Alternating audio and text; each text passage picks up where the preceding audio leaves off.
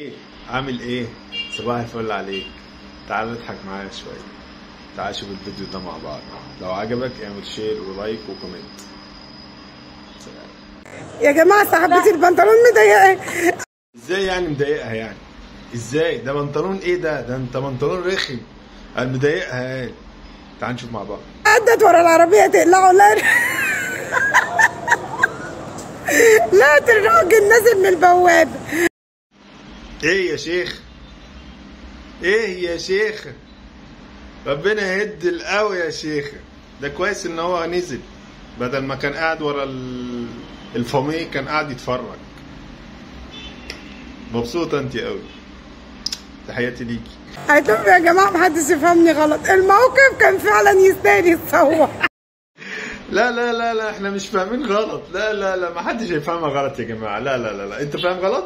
لا وانت فاهم غلط؟ لا برضه. طيب ماشي يا جماعه، احنا عجبنا الفيديو. لو انت عجبك الفيديو اعمل كومنت وشير ولايك وصلي على النبي.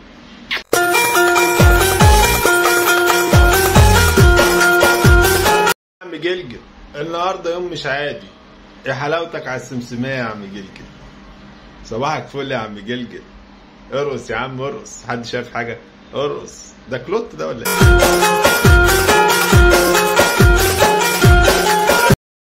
قسم يا عم جلجل قسم. صلى على النبي عليك. ارقص. ايوه يا عم ايوه ايوه. اسكندريه وعسلها عشان عم جلجل. تحيه خاصه.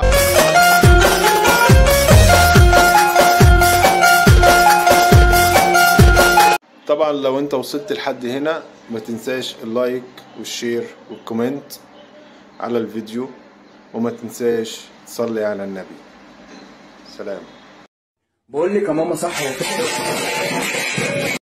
يا حمزه تخد ماما كده ليه يا حمزه؟ واقفه في المطبخ وواقفه على سجاده فيها بطيخ. الله ايه؟ خوفت ماما يا راجل. ده انت هتاخد شتيمه. بيتك على بيت